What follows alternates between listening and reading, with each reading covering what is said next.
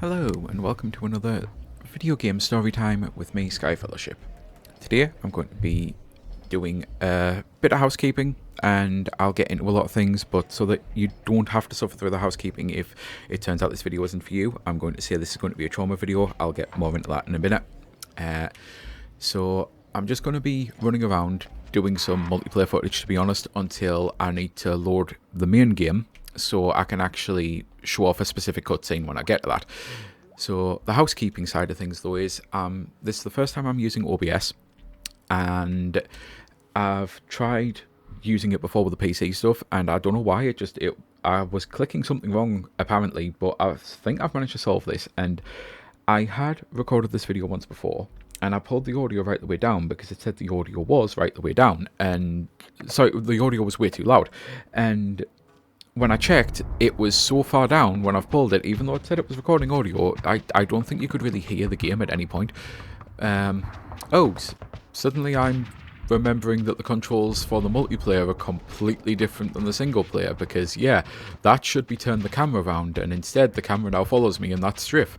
Yeah, forgot about that. So hopefully all of this works, and now that I've actually managed to sort it on the Analog 3D, this should actually work better for PC videos as well, although maybe not because I haven't been able to sort out the HDR or anything. At least I don't really need to worry about that with this. But anyway, I'll get to the trauma side of things now. The video title is essentially going to be about like ruined birthdays, so it's going to be something along the lines of one of my worst birthdays, but silver lining type thing, because there were some silver linings. Basically, I got up on the morning and got Conker's Bad Fur Day. I really wanted to just sit and play Conker. It's the only thing I actually wanted to do, and being my birthday, that's all I planned to do.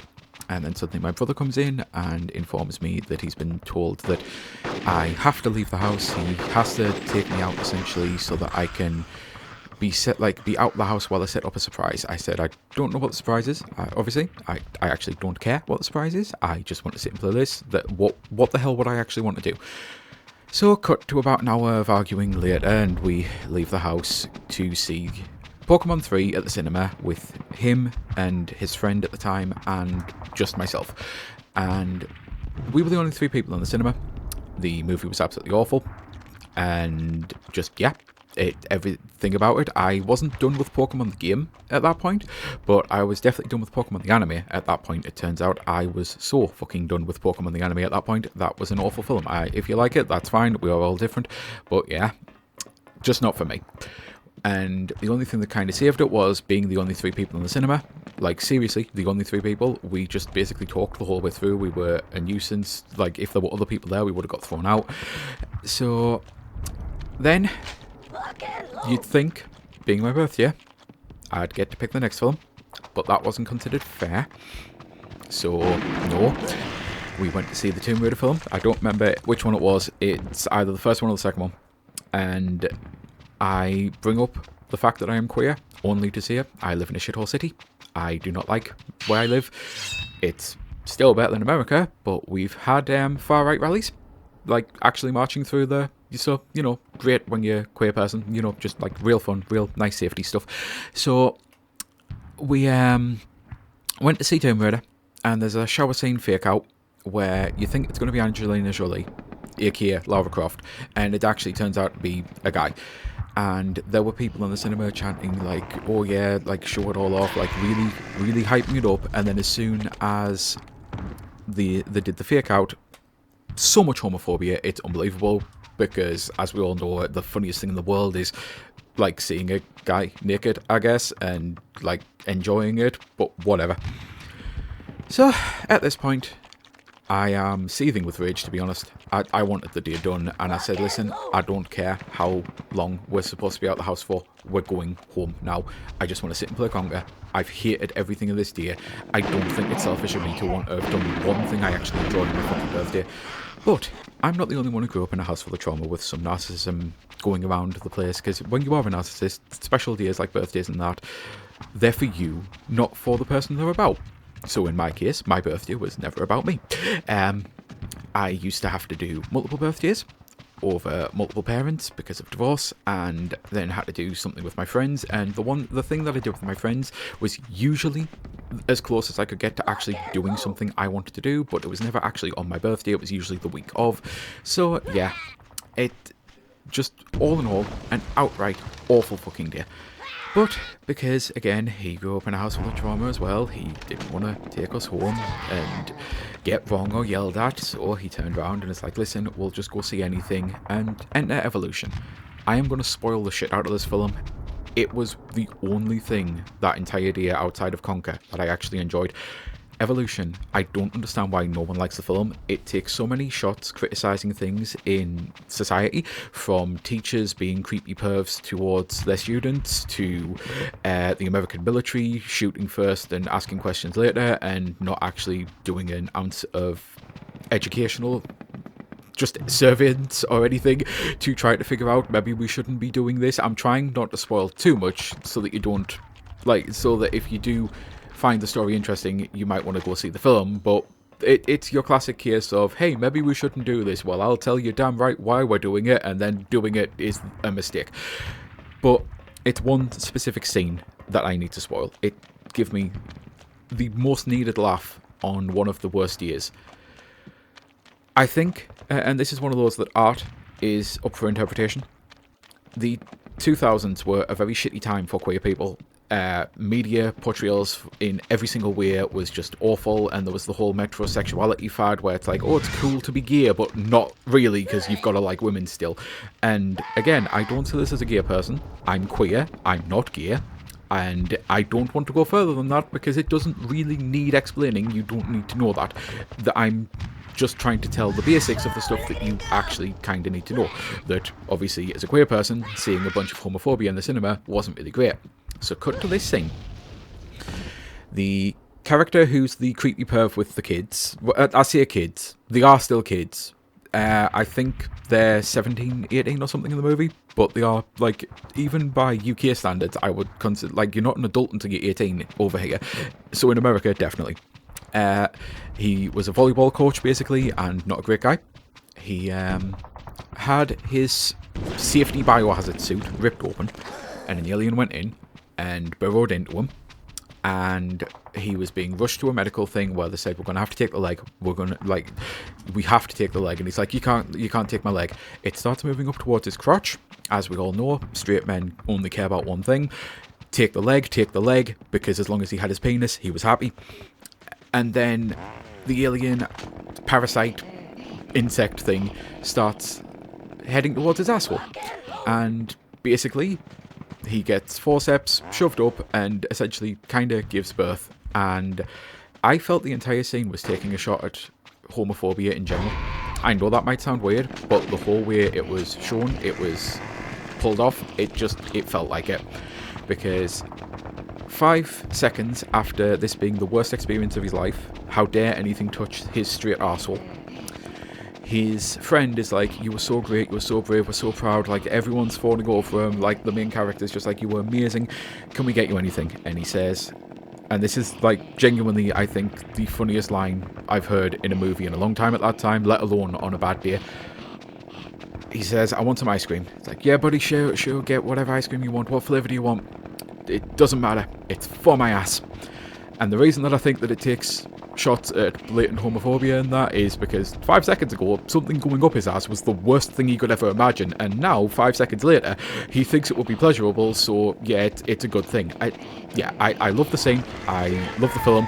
It didn't save my birthday, but it really did help.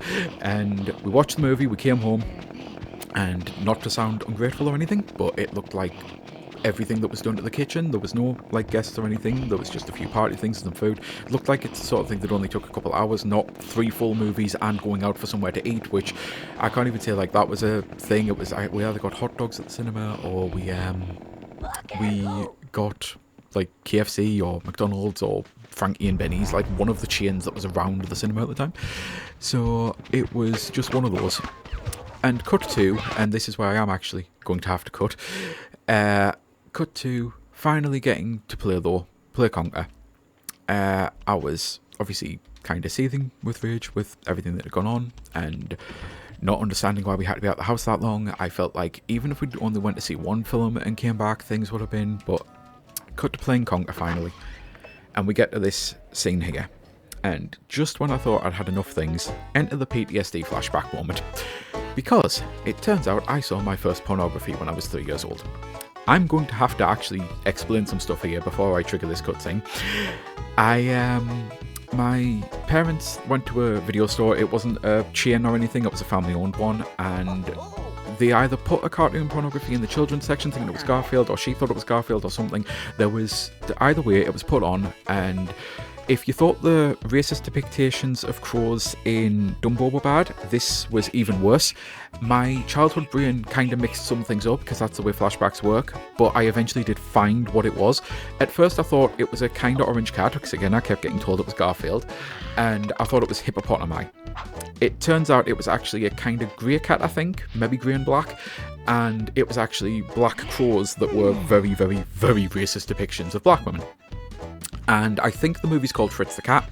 I do not recommend ever looking at it. It is an abhorrent film from start to finish. When I finally found it, I had that moment of watching it for 5 minutes just to see. And I was like, yeah, it's shocking that this was actually, yeah. So I'd basically been dumped in the room, that had been left on, everyone was doing housework, and then when they walked in, it was in the middle of this scene. And this very scene was at the time, I thought hippopotami, as I say, when the flashback happened, because this entire cutscene you're about to see, I guess I should trigger it now. This entire thing with "get her this fat ass bitch off my back," that was, I feel, a line almost word for word from the film, and it just, everything flashed back, everything kicked in, and I'm like, yeah, this really is one of the worst years, because now I'm getting everything that comes along with the trauma thing and flashbacks. And now I have to sort this, and it basically wiped me out. I finished this actual mission and then ended up going to bed. It was just awful. So yeah, full on kind of trauma dump story video today, and I think I'm kind of done with that. And it might sound weird, but I don't want to now make another Conker video where I'm talking about the positives. I actually would like to talk about the positives here, because this is still one of my all-time favourite games. It's relegated down to the top 20 as opposed to the top 10 because of how many quality games have came out since. But I would love nothing more than for a full remaster. Not a live and reloaded remaster, that was awful. It's one of the worst things that Microsoft have done gaming-wise, shall we say. I absolutely hated that game. I hated what they did to it, and this, worst censorship that they added. Never would have believed that a Microsoft version would have had more censorship than the N64 version, and they removed all of the good multiplayer modes that I did actually used to be genuinely good at, and instead replaced the multiplayer modes with something that I think you had to play and get to a max rank to be able to even unlock a kind of uncensored mode. It was just, everything about the game was terrible, and so I would love a full actual remaster of this game, but it's never going to happen because I think Rare only makes Sea of Thieves now. I think that's the only thing Microsoft have deemed they're allowed to make.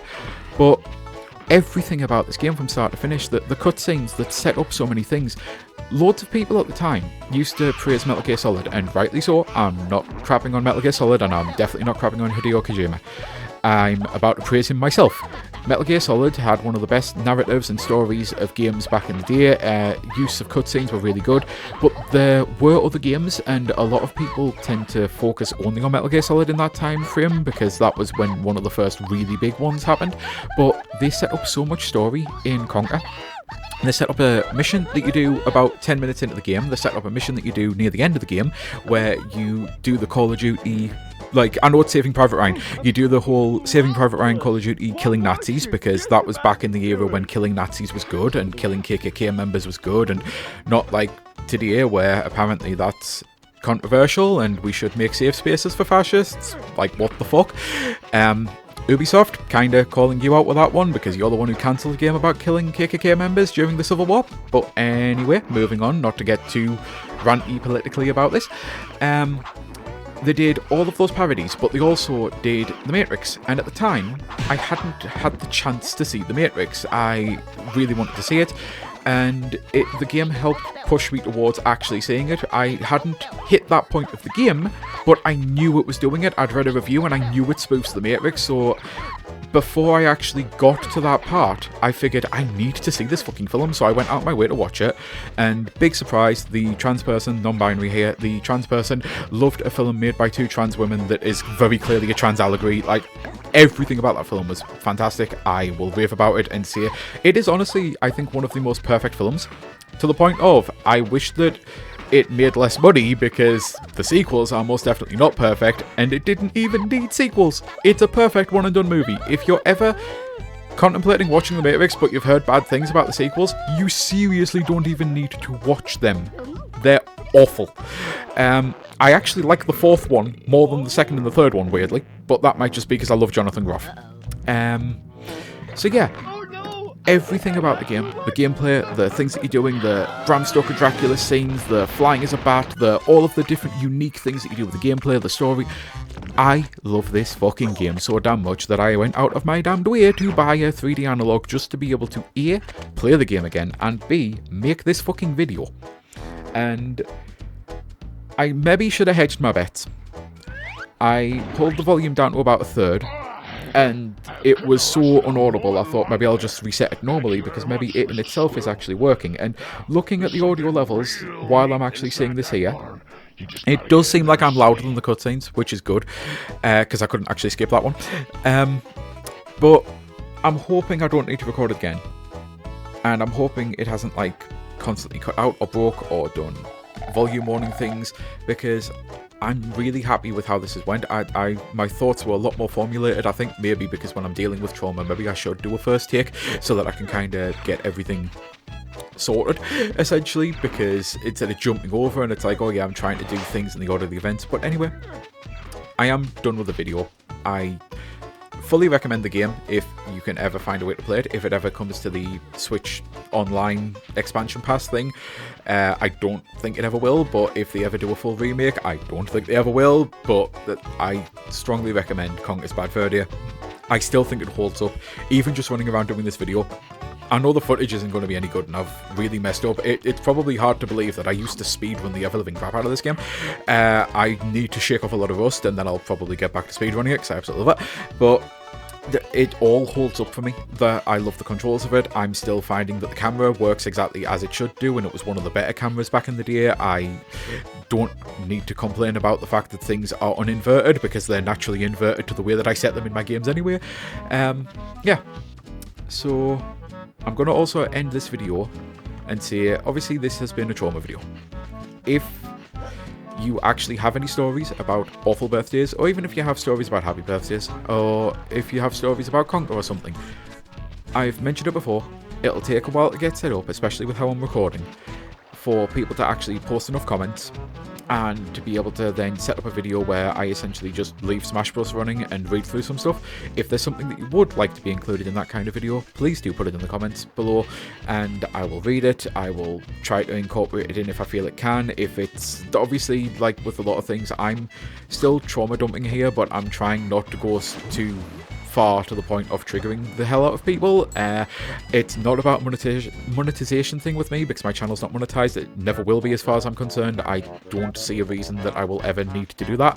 This is my hobby. I want it to be a hobby. If I turned it into anything else, it would be awful. Yeah, just be careful with details, I guess, is what I'm trying to get to. But until then, this has been Sky Fellowship, and I hope you have a great rest of your day. Bye!